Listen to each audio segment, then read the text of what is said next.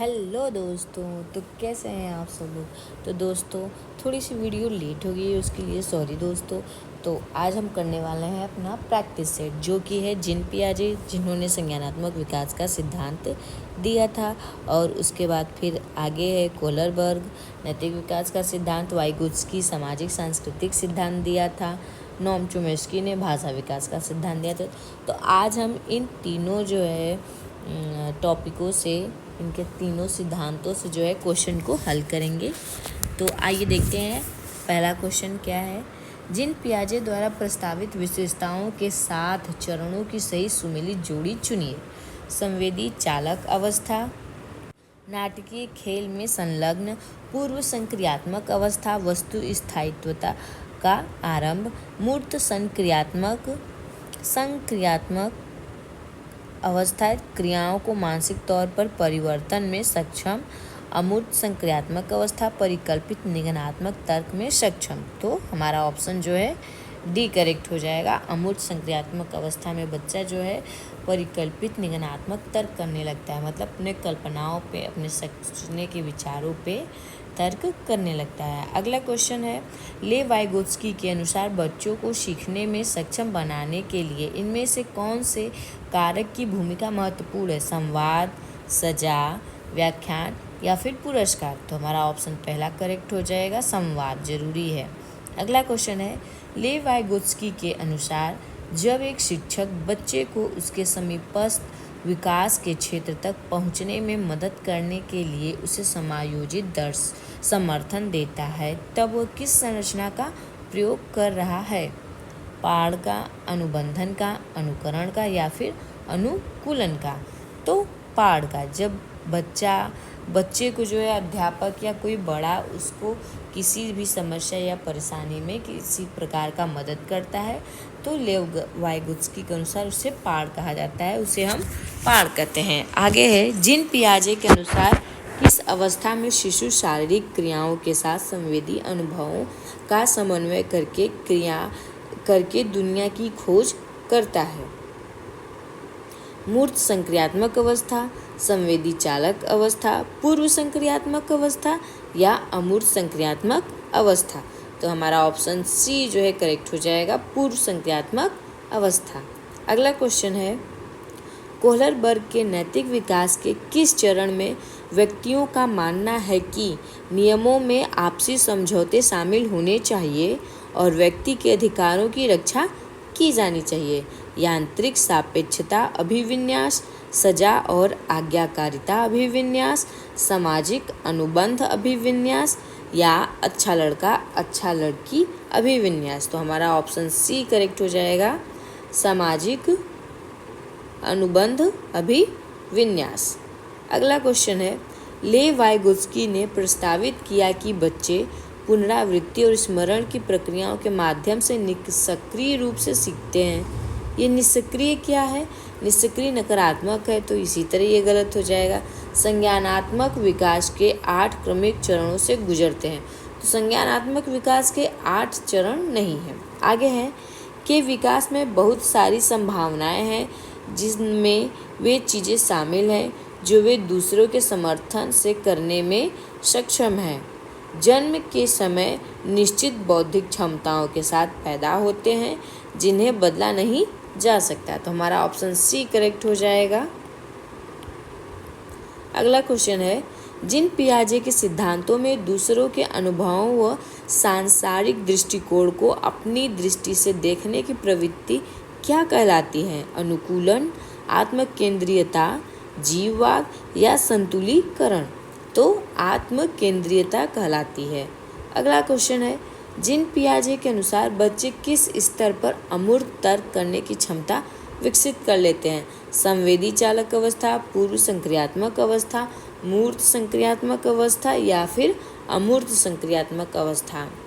अमूर्त तर्क पर जो है तर्क करने की क्षमता विकसित करते हैं, तो अमूर्त संक्रियात्मक अवस्था, ऑप्शन डी करेक्ट हो जाएगा। अगला क्वेश्चन है, लॉरेंस कोहलरबर्ग के अनुसार नैतिक विकास एक असतत प्रक्रिया है जो 6 चरणों से होकर गुजरती है। तो असतत तो गलत हो जाएगा हमारा पहला ही। बच्चों के सामाजिक और सांस्कृतिक संदर्भों पर निर्भर करती है। बच्चों के बुद्धि लब्धि से परस्पर संबंधित है, पूरी तरह से आनुवंशिक कारकों पर निर्भर करती है। पूरी तरह से आनुवंशिक कारण ये भी गलत हो जाएगा। हमारा ऑप्शन बी जो है करेक्ट हो जाएगा, बच्चों के सामाजिक और सांस्कृतिक संदर्भों पर निर्भर करता है। आगे है, संक्रियाओं पर संक्रियाएं करने के कौशल किस चरण में विकसित होते हैं? संवेदी चालक अवस्था, पूर्व संक्रियात्मक अवस्था, मूर्त संक्रियात्मक अवस्था या अमूर्त संक्रियात्मक अवस्था। संक्रियाओं पर संक्रिया करने की ये जो कला है, ये आगे है पूर्व संक्रियात्मक अवस्था, अगला है मूर्त संक्रियात्मक अवस्था, अगला है अमूर्त संक्रियात्मक अवस्था। संक्रियाओं पर संक्रियाएं करने का कौशल जो है अमूर्त संक्रियात्मक अवस्था में आता है। ऑप्शन डी करेक्ट हो जाएगा।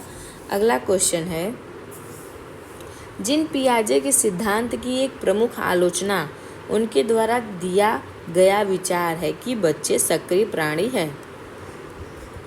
ये उनकी आलोचना नहीं है, ये तो गलत हो, ऐसे ही हो जाता है। आगे है, बच्चे सूचना को निष्क्रिय रूप से ग्रहण करते हैं। बच्चे को जहाँ पे निष्क्रिय माना जाता है वो चीज़ भी गलत, यानी हमारा कथन ए और कथन आर दोनों गलत हैं। ऑप्शन डी करेक्ट हो जाएगा। अगला है, विद्यार्थियों के संज्ञानात्मक विकास के संवर्धन के लिए ले वाइगोस्की ने किसके कार्यान्वयन की अनुशंसा की? सामाजिक पृथक्करण, सांस्कृतिक उपकरणों का प्रयोग, कंठस्थीकरण या निष्क्रिय अनुकरण। सामाजिक पृथक्करण, जहाँ भी पृथक्करण आए ये नकारात्मक होता है। कंठस्थीकरण ये भी नकारात्मक है। निष्क्रिय अनुकरण ये भी नकारात्मक है। तो हमारा ऑप्शन बी जो है करेक्ट हो जाएगा।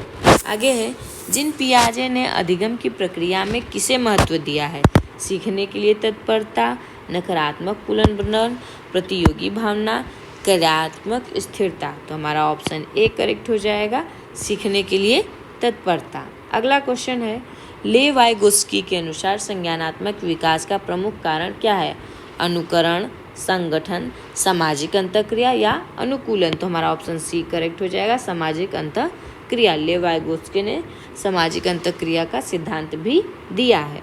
अगला क्वेश्चन है, पियाजे के सिद्धांतों के अनुसार स्थगित अनुकरण व नाटकीय खेल करने की क्षमता बालक द्वारा संसार को संवेदी चालक परिप्रेक्ष्य में देखने के चरण से आगे बढ़कर संसार को के आधार पर संज्ञान करने की ओर ले जाती है।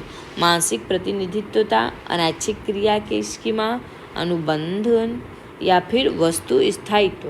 तो हमारा ऑप्शन जो है डी करेक्ट हो जाएगा, वस्तु स्थायित्व की ओर ले जाती है। आगे क्वेश्चन है, पियाजे मानसिक संरचनाएं जो सोच का आधार है के लिए किस शब्द का प्रयोग करते हैं? संतुलीकरण, परिपक्वता, स्कीमा या फिर समीपस्थ विकास का क्षेत्र। तो ऑप्शन सी जो है हमारा करेक्ट हो जाएगा, स्कीमा का प्रयोग करते हैं। पियाजे और वाइगोत्स्की के अनुसार सीखना किस प्रकार होता है? अनुकरण के द्वारा, निष्क्रिय श्रवण के द्वारा, अनुकूलन व पुनर्वनन के द्वारा, अधिगमकर्ताओं की सक्रिय भागिता के द्वारा। तो सक्रिय भागिता के द्वारा ऑप्शन डी करेक्ट हो जाएगा। अगला क्वेश्चन है, पियाजे के अनुसार इनमें से कौन सा कारक संज्ञानात्मक विकास में महत्वपूर्ण भूमिका निभाता है? गतिविधि, अनुकूलन, भाषा या फिर पुनर्वनन। तो एक्टिविटी, गतिविधि ही जो है महत्वपूर्ण भूमिका निभाती है। आगे क्वेश्चन है, लेव वाइगोत्स्की के अनुसार भाषा व संज्ञानात्मक विकास का आपस में कोई संबंध नहीं है। भाषा व संज्ञानात्मक प्रक्रियाओं का विकास एक दूसरे से स्वतंत्र होता है। भाषा